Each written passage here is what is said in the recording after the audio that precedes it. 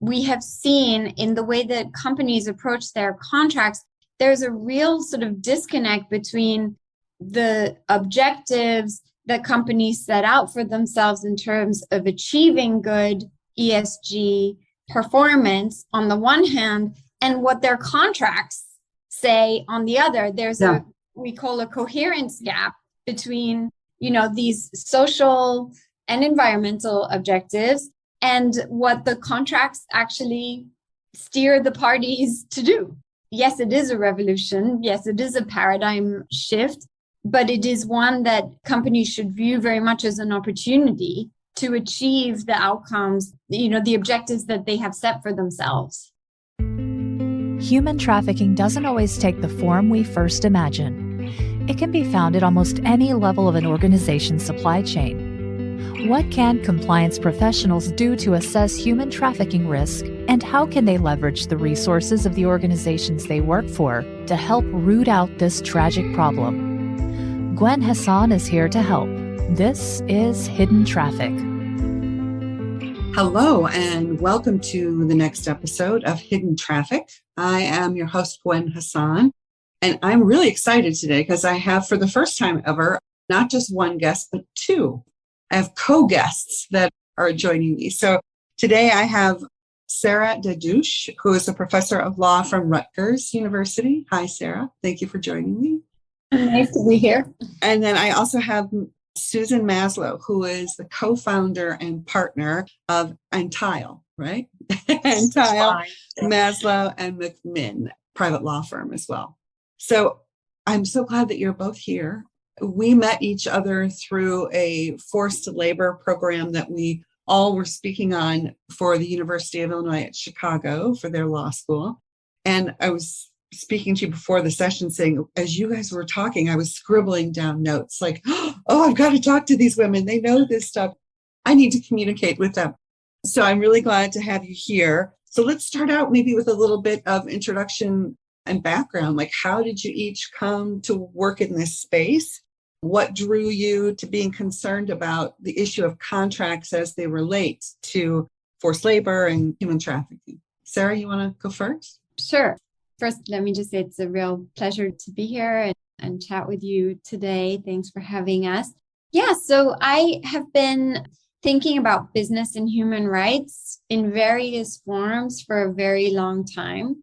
And I came upon the model contract clauses version 1.0 a few years ago and was so taken by this approach of using contracts as a tool for improving the human rights performance of international supply chains. I thought it was extremely novel and really promising because it has this aspect of keeping contracts are an area that is very much within the dominion of firms, right? Nobody sort of forcing you to contract in a particular way or with a particular counterpart.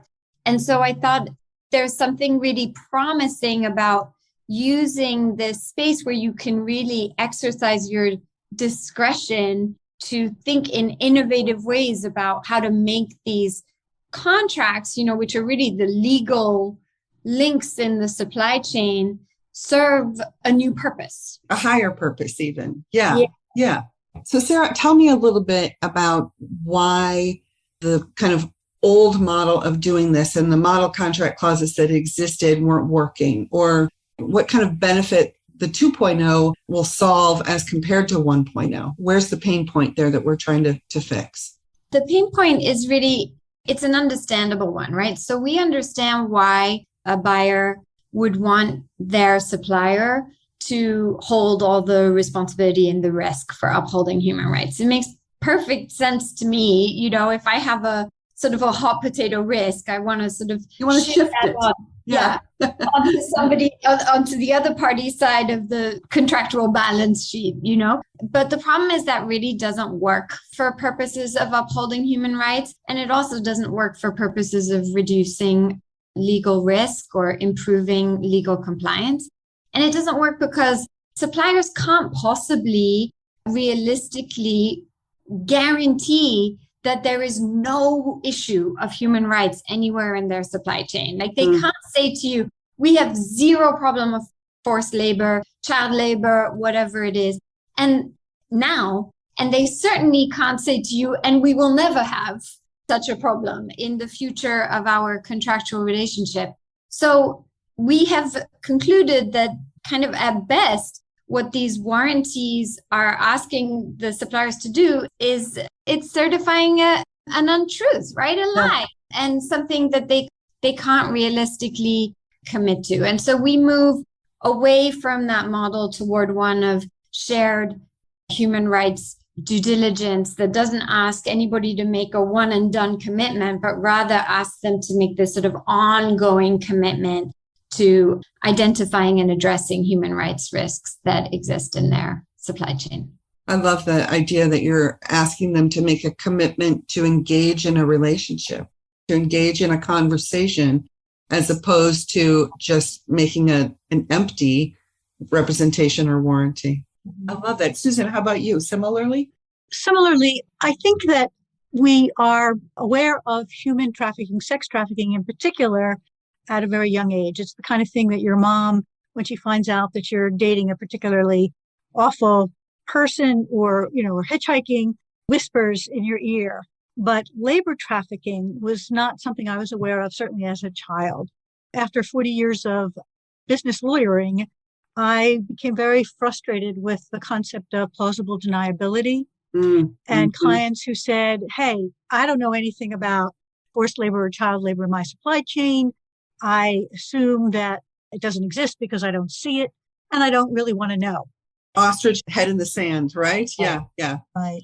Again, as a business lawyer and choosing that as a profession, I really believe in contracts. I like the idea of setting out in written terms every hypothetical and making sure that the parties agree as to their obligations. And so it was an easy transition for me once I realized forced labor was a problem, not only internationally, but actually about 10, 20 miles away from my hometown with a bindery. It was a company that bind books, and they were contracting with a Philadelphia agency subcontractor. And they were using mainly Hispanic workers and not paying them and forcing them into a 60-hour, 70-hour work week without any overtime. So I realized it was a problem at home as well. It was happening right here. Yeah. So early in my career, I did some UCC work because no one else wanted to do it. And I was the youngest attorney on the team. And they just kind of said, here, Gwen, you're the most recent one out of law school. You took sales, right? Oh, sure. Here, you do this. But when you look at the model contract clauses, it does remind me and kind of tie me back to those days and the idea of non-conforming goods. So can we talk a little bit about how that applies in this space, in a forced labor space? Is the idea here that the model clauses are expanding that definition of non-conforming goods so it applies to anything that might be made unethically? Is that fair, or is that too broad of a brushstroke? No, I think that's a key point in the both version 1 and certainly in version 2 as well. We started out with the UCC and the CISG, the contracts for the sale of international goods, because that's the framework that merchants use. And the problem was that soccer balls that are black and white and perfectly stitched and bounce appropriately don't seem to be non-conforming. They look like conforming goods. Yeah, right. Yeah. So that the existing framework didn't address the buyer's desire, let's say, to call them non-conforming and even use traditional contract remedies. So the very, very first step in our process was to define goods that were tainted by forced labor, child labor, or other human rights abuses as defective. Sarah, anything to add on that? Yeah, I mean, so I wasn't involved in version 1.0. I came to the project once 1.0 already existed. And this was, from my perspective, one of the biggest innovations was that the MCCs really sort of dissolved the boundary between product and production process. That, we traditionally think about defective goods, as Sue said, as being like, well, it doesn't work, or it's dangerous. In how I use it, it is dangerous, or how I ingest it, it is dangerous. Not it is dangerous in how it was made, Mm. or people were exposed to danger in the making of this good. And so that feels to me like something that is really quite revolutionary in the approach of the MCCs. And the other aspect that I thought was really revolutionary and did something that I feel has been like very much talked about in the business and human rights space, but not contractualized, is that a lot of companies have policies, human rights policies or supplier codes of conduct that acknowledge the problem of danger in the production process, right? But those policies often don't do anything beyond hanging out and looking pretty on a company's website, or even not that pretty. They're not like operationalized and connected in some way. Yeah, I get that. Exactly. And so the MCCs did this sort of, in my mind, like a really elegant, like 2-punch move, where it was first, we're going to redefine what constitutes a non-conforming good. And second, we're really going to operationalize companies' own human rights policies so that they exist and breathe life throughout the contract, are alive throughout the contractual relationship. Let's talk a little bit about how these came to be. So this is through the ABA, American Bar Association's business law section. And this is a special task force that you created or joined. How long has this been in process? What was the kind of genesis of the 2.0? Who amongst you all decided, you know what, we really need a second version of these? How did that come to be? In 2014, the ABA actually endorsed policies with respect to both buyer and supplier conduct with respect to forced labor and child labor. And like the company's policies, they were wonderful, but they were not operationalized in any way. So actually, it was David Snyder who approached the UCC committee and asked if he could take a stab at drafting some contract terms that would make this transition, make the policies part of the specs of a contract for certain goods. And he did so, and we asked for some comments with respect to drafts of version 1 and found we had some interest, and there was 3 years of research, but we couldn't get companies to respond. So we went ahead and published in 2018 with the expectation always that there would be a version 2. Okay. I think now we're talking about version 3 already.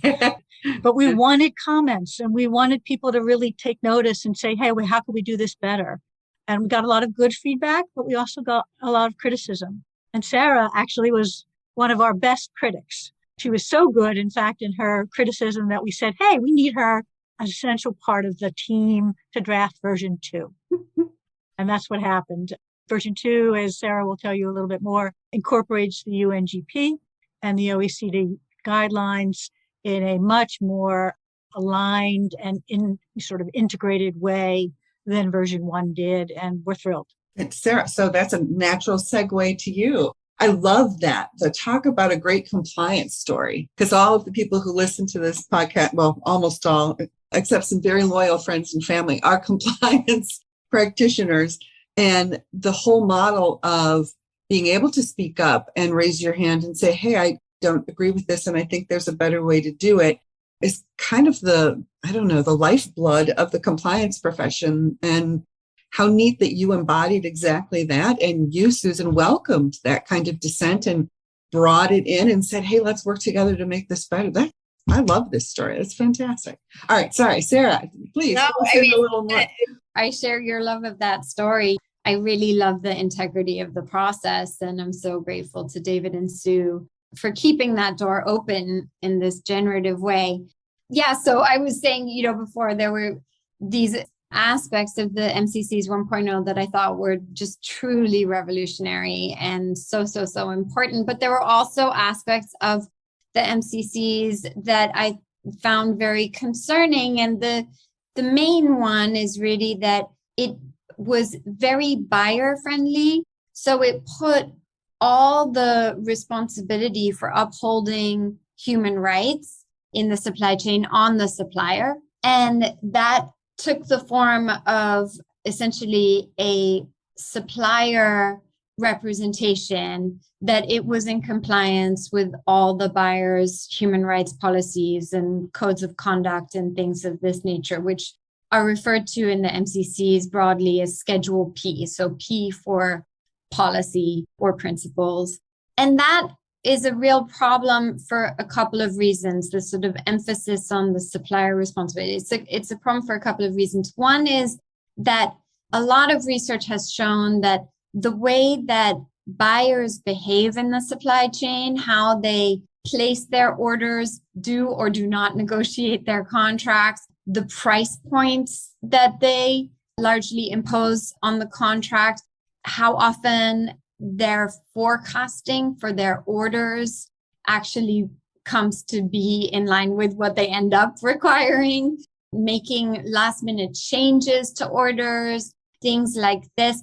All of these aspects of purchasing practices can create a very severe commercial pressure on the supplier that translates into pressure by the supplier on their workers. So I'm going to jump in to see if I'm getting this right. Correct me if I'm wrong, but this to me is revolutionary too, I have to tell you, because I had never thought in this context before. So I'm coming from a place where everybody has contract language, has for years, that says essentially, hey, you, supplier, will represent to me that none of our goods that we're buying from you have been made with forced labor. And not only that, but you're going to guarantee that they're not. And if they are, you're going to indemnify me, company that's buying from you, even though you might be a very small company. You're going to indemnify me for any damage and reputational issues and stoppages of work and withhold release orders and everything else that might happen, because you, seller, are responsible for this. And me, buyer, has no responsibility or gets to contract away that responsibility to you. And so what you're pointing out, I think, if I'm getting this right, is that in some ways, and this is where I think this is so novel for me, is the companies that are using that kind of economic power to push down these requirements contractually on their suppliers may, in fact, I think your point is, be incentivizing conditions that create a likelihood of forced labor, right? Is that the bottom line here, that we're in the old mode, letting companies get away with pushing timelines and making last minute changes and demanding increases in volume that leave a supplier in a really vulnerable place if they don't engage in forced labor? Yes? No? Yes. Okay. All right. Not that it's something to laugh about, but it's true. Purchasing practices, irresponsible purchasing practices. So again, specifically with respect to things like imposing prices that buyers know cannot possibly meet the cost of production, let alone the cost of responsible production, or engaging in, very poor forecasting that makes it so that like the supplier is going to reserve their capacity in a particular way. So then if you change your requirements, that's really going to have an impact on the allocation of the supplier's workers, etc. All these types of things, including, by the way, irresponsible exits, which is something that we really saw happen a lot with the COVID contract cancellations. All of these things impact on the supplier in a way that translates or can translate into negative impact on the worker. And so in this way, buyers are, as you say, unconsciously, inadvertently contributing to adverse human rights impacts through their practices. And they are also creating perverse incentives, because a lot of these, to the extent that contracts say anything about suppliers' responsibility to uphold human rights, they also say, by the way, if you don't, you will be in breach and XYZ terrible consequences will result on the other side. And also, if there's any delay, this seems more like a commercial term, but it actually has human rights impacts. Oftentimes, there'll be like very harsh penalties for a delay in the delivery of it. All of these things make it so that, unfortunately, a supplier that is wanting very much to hold on to the contract will conceal from the buyer if it has a problem, and will drive practices, will drive the production of the goods to meet the order of the buyer deeper into the supply chain, maybe subcontract to a manufacturer that doesn't have good human rights standards, and so on. So this is a way in which, again, not intentionally, buyers may be creating circumstances that are not good for workers' human rights. So version 2.0 of the model contract clauses, MCCs, is founded around this idea of shared responsibility for a clean supply chain. Yes? Susan, could you talk a little bit more about that model and how that works? So taking everything that Sarah just mentioned in terms of contract operations, undermining the human rights policies of even the company that says that they're endorsing them, and sometimes unintentionally, and sometimes perhaps not quite as innocently as management would like to think. One of the things that both version 1 and version 2 intended to do is to break down the silos between procurement and manufacturing and management, or compliance, I should say, and management, so that the silos that existed or continue to exist in some operations couldn't point fingers at each other and say, well, this is your fault, this is your fault. We need to view human rights policies the same way we do specs with respect to a product's size and weight and characteristics, so that they are, again, absolutely part of the manufacturing process. The shared responsibility is that means the buyer has to really sit down and negotiate with a supplier and figure out what the particular compliance risks are given that particular product and that particular geographic area and all of those factors, and cannot, again, turn a blind eye to what's happening, what chemicals are used in production, and where the resources might be and how it's made. So the shared responsibility is key. And it's also a function of remedies, because under traditional contract clauses, the idea of breach means that the non-breaching party gets money, damages of some sort, is made whole, as you mentioned, through indemnification. When here, actually, the victim of the breach is a third party, it's the workers. And we need to figure out a way to be sure that remediation, rather than traditional contract clauses, the way to move forward. And again, that requires a joint process rather than a hands-off attitude by the buyer who's been harmed, when in fact they haven't been that harmed. Yeah, I'm struck by the timeliness of this in terms of how it fits into ESG initiatives too, because there's this whole, as you know, this movement towards being more transparent and actually walking the talk when it comes to a company's core values, and not focused only on the shareholder as the party they're trying to please, but on all different stakeholders, including the communities they're involved in, the workers they use. And I think a move to these contract clauses really fits in with a company walking the talk, making sure that they're operationalizing their values in a way that really works and makes sense. So what a great moment for this to all coalesce together. Well done. I understand you guys have put together a kind of a toolkit of things, and that the clauses that are the model clauses are also modular. Is that correct? And can you tell us a little bit more about that? I just wanted to add something to what Sue was saying about shared responsibility. So one thing is, this version 2.0 is very much rooted in the UN guiding principles on business and human rights, which take absolutely a shared responsibility tack.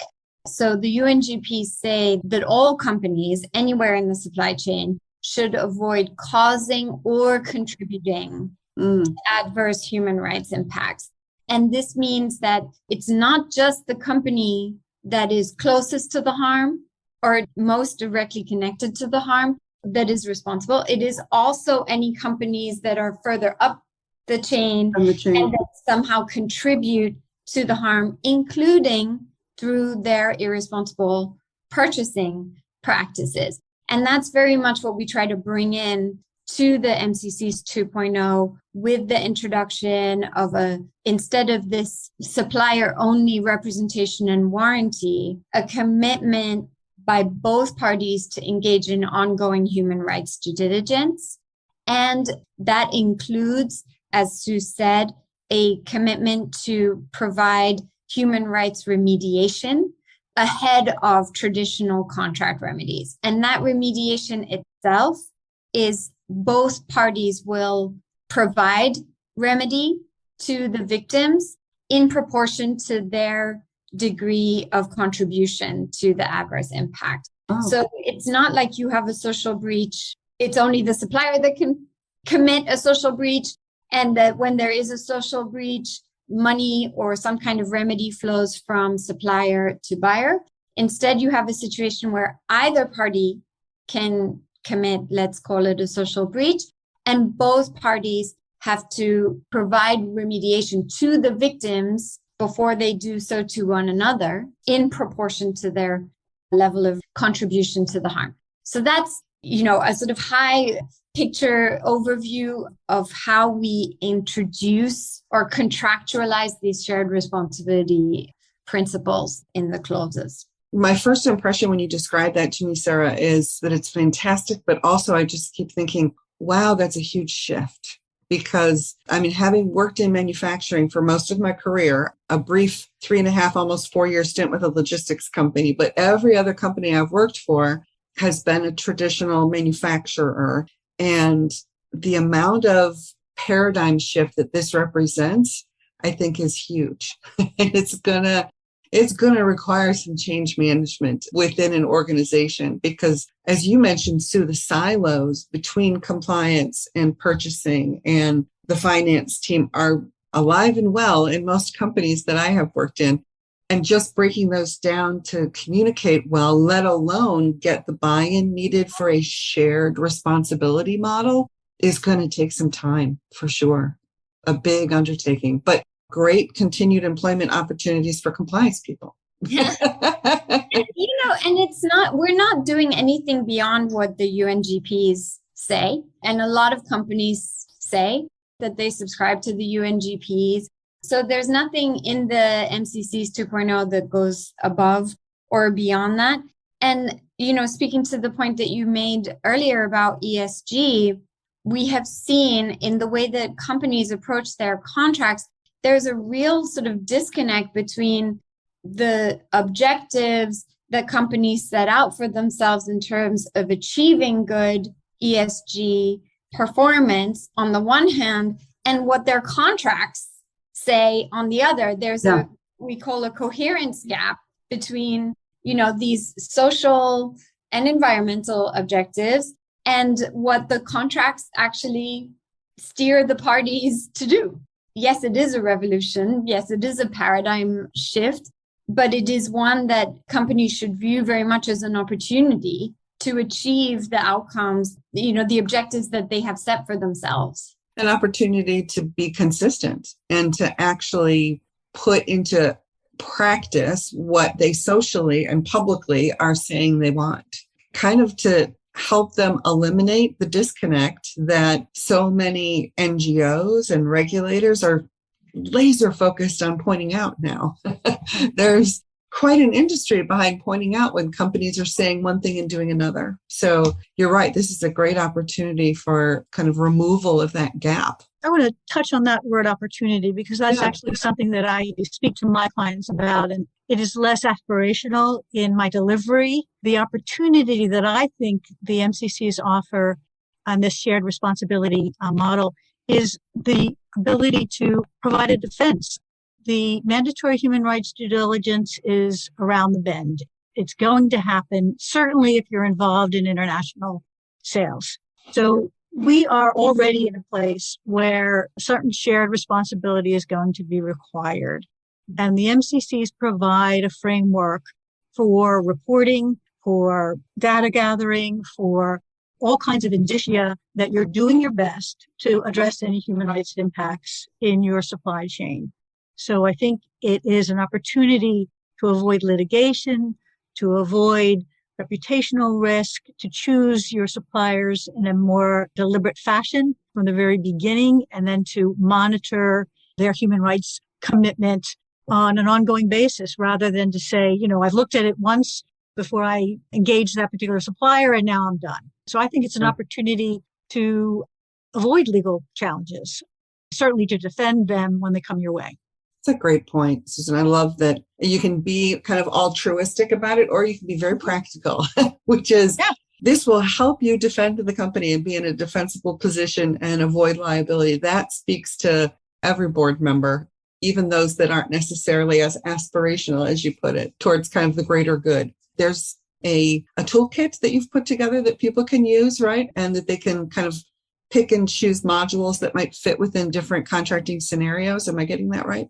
Absolutely. So there is a toolkit. There's 3 basic pieces of that. That's the 33 clauses with over 110 footnotes that'll tell you why we zigged or zagged with particular language. As I said, this was based on years and years of research under the UCC and the CISG. And then later on, with respect to the UN guiding principles and the OECD guidelines, there's also what we call the building blocks to Schedule P. That's the schedule which would actually set forth the specs, if you care to call them that, with respect to human rights. They are building blocks rather than a stated policy, because each industry is different and each operational situation is different. So we can't tell you how many fire escapes to have or what kind of chemicals should require protective clothing. But the building blocks give a series of references where you can find that kind of information to help, again, buyer and seller sit down and draft Schedule P that will work for them, including what kind of remediation process will occur in the event of a discovery. And then the third piece is Schedule Q, which is the buyer code of conduct, which, as far as we know, is rather novel. You'll see a lot of supplier code of conducts. This is the one that addresses Sarah's points with respect to responsible purchasing practices on the buyer's part. And it is absolutely intended to be modular and pan-industry. So there's even a word set of the MCCs where you can cut and paste. We are not purists. We're happy if you take pieces that work for you. The idea that next time maybe you'll take more, and all of that can be found right now. Probably easiest and most navigatable, if that's a word, site is the ABA Center for Human Rights. You can find the entire toolkit and an executive summary there. Excellent. Thank you very much. Thank you both so much for taking the time to explain this to our listeners. I wish that I knew somebody who could track that human rights site, because I'm betting we'll see a sudden bump over the next couple of weeks in downloads of these model clauses 2.0 as everybody scrambles to their computers after listening to figure out, oh my gosh, what do these say? How do I do this? So real quickly, before we wrap up, how do people reach you if they have more questions, or if they want to engage with you on this topic, or figure out maybe how they can become involved in 3.0? Where's the best way to reach both of you?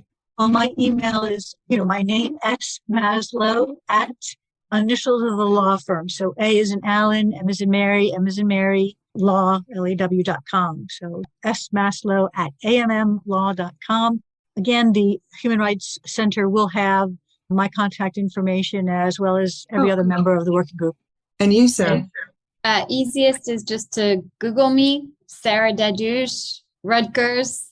You'll see my faculty profile. I also, from the faculty profile, you can link to a new program that I created on business and human rights law, which has all the links for the toolkit, has all the links also for previous past events and publications that we've done in relation to the MCCs 2.0. Excellent. Thank you, both of you. Such a wealth of wisdom here about this. And I'm thrilled to be able to share it with the listeners to the podcast, because this, so often I find we're talking about things that are very theoretical. This is bad. We should make it better. And I love that this episode gives concrete, actionable steps and model clauses that you can go download and put in place. I mean, to really operationalize an immediate improvement in the way your company sources and does business. So thank you both so much for joining me. I really appreciate your time today. Thank you.